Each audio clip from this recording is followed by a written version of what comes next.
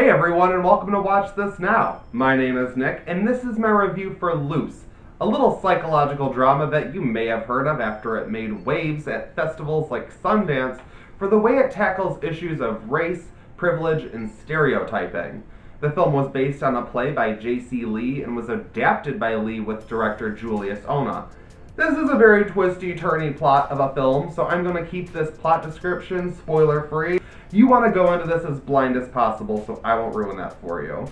But just to let you know what the movie is about, we follow young black teenager Luce, played by the excellent Calvin Harrison Jr. As a child, he was adopted out of a war-torn African country by his rich white parents, played by Naomi Watts and Tim Roth. Luce is an all-star academic and athlete. He is the poster boy for the American dream, until a suspicious teacher, played by the incredible Octavia Spencer, searches his locker and makes a shocking discovery that has everyone around Luce questioning his true intentions. Is the teacher scheming against her students? Is Luce a complete fraud? What do we believe, and who do we trust?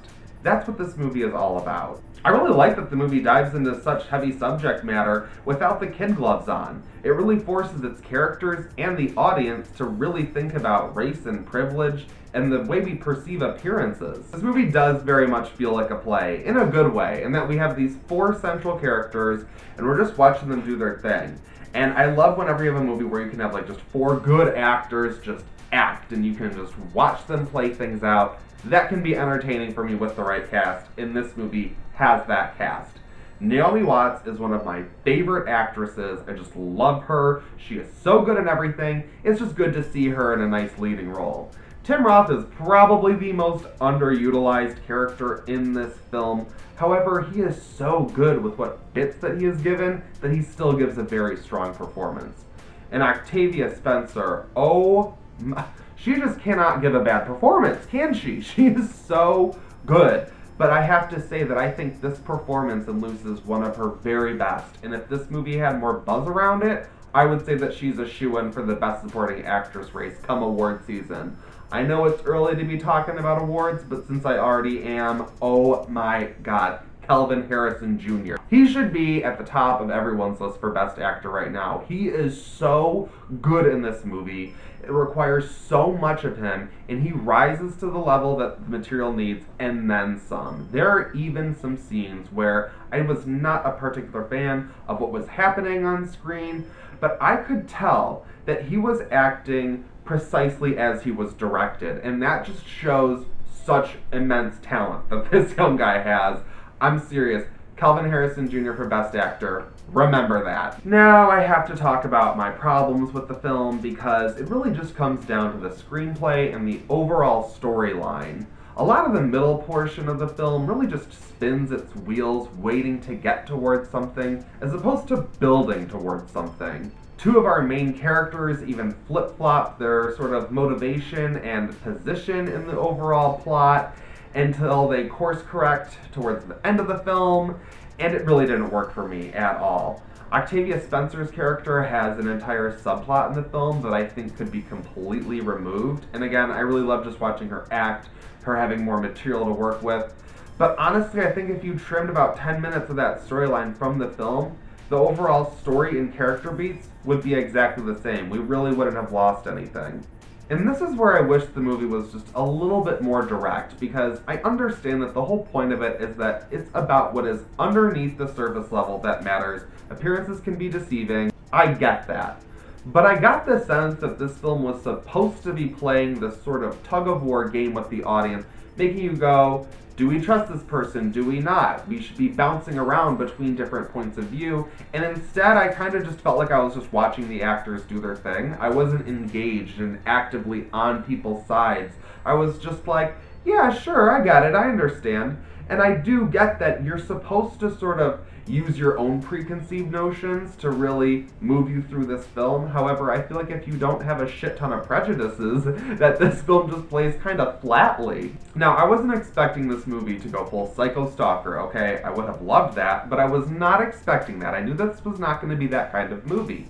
However, there are just simple character interactions that you're craving that you don't get until the end. There's just very little meat to get to in this film, and that's unfortunate to me because I think that had the third act been the second act and we really explored the characters and themes a lot more, this could have been easily one of the best films of the year for me. Instead, it's just good. But I don't want to completely sound like I'm just faulting the directing because I think that Julius Ona did a really great job with this film. For one, it's shot on 35mm, which I just love. I think it looks amazing. But what really works is the way I think that some of the greatness that I'm sure played out while watching this on stage was converted to film in I think a very effective way.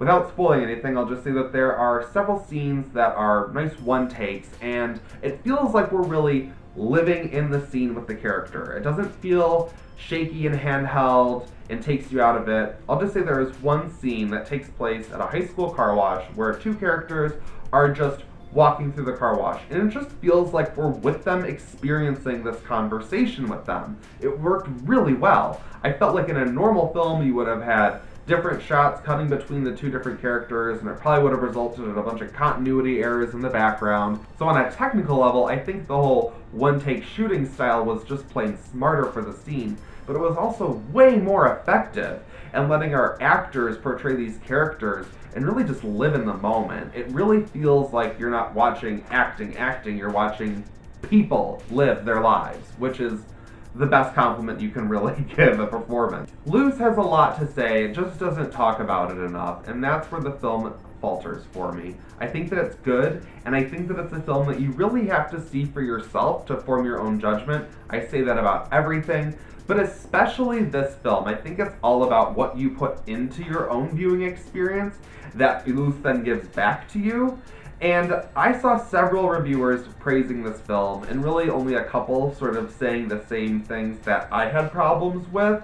So I feel like I'm in the minority on this one and thinking that this isn't one of the best films of the year, which is why I certainly recommend it. I know I had to see it at my art house theater last week, and now this week it's playing at my local AMC. Wouldn't you know it? But hey, I'm gonna give Luce a 3 out of 5 because I think that it's good. I think that it is something that many different people should see. I just don't think that it's something that I really want to see again. Thank you so much for taking the time to watch my review of Luce. I greatly appreciate it.